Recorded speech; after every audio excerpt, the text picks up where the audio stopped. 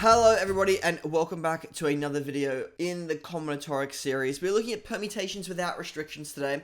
We're really trying to connect back to how the factorial notation stuff we looked at earlier, how we can basically just use the factorial notation to sometimes figure out permutation problems without having to use the NPR formula. I haven't spoken too much about like concepts here yet, or much about like conceptually what is happening with these permutations questions. There's going to be a little bit more about that. So the logic we want to build here, as my dog jumps around in the background, is I've got 2 boys, 3 girls. They're going to be arranged in a row and there's no restrictions. They can sit in any order they like. One really good way to kind of conceptualize or think about it with the logic, I suppose, to solve a problem like this is I like to draw myself a series of boxes. There is one, oh, there we go. Okay, my pen is finally writing. Let me just erase that and try again. I've got 1, 2, 3, 4, 5 people in my group. I got 2 boys, 3 girls. That makes 5 total people. So there's 5 spots I have to fill here. And this idea of writing out these kind of boxes and trying to figure out, okay, how many people can go into each one of these little boxes or spots on my row is really, really important, especially when we start looking at how we can do this with restrictions, because it's much easier to add in our restrictions this way.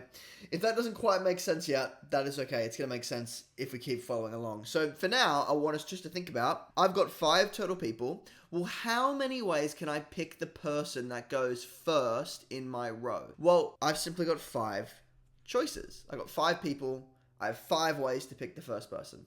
Well, how many ways can I pick the second person then? Well, one person's already selected. Obviously, 2 people can't, clone themselves and be in 2 different spots. So one person's already selected, which means I've only got 4 choices now to pick my second person in my row. Okay, well, 2 people have been selected. So I have 3 ways to pick the third person, 2 ways to pick the 4th person, and 1 way to pick the last person. And how we're going to put this together is because I have 5 ways and 4 and 3 and 2 and 1, I have little multiplication symbols between each of these terms. So if we have a look, I've got 5 times 4 times 3 times 2 times 1, and this is kind of how our factorial notation directly impacts the maths we're doing. I could simply write this as 5 factorial. Well, 5 times 4 is 20, 20 times 3 gives 60, 60 times 2 gives 120, and 120 times 1 gives 120. So my answer is going to be 120 different ways you can arrange 5 people to sit in a row. So if you've got 5 or 4 friends, I suppose, and yourself, you want to sit in a row, there's 120 different ways or orders you can sit in. And that is how we work these problems out. So we're going to be doing this a lot with the boxes. And when we start adding in restrictions, we can start to restrict our boxes and think about, okay, well, if I have certain conditions, I suppose, on my arrangements,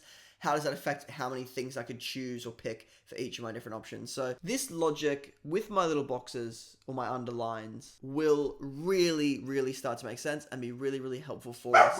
Apologies as my dog barks and it ruins my train of thought again, but hopefully this all makes sense. Hopefully we can see how this connects to our factorial notation, and I will see you guys in the next video. Please, if you guys are watching this on YouTube, feel free to like and subscribe. I'd appreciate that heaps.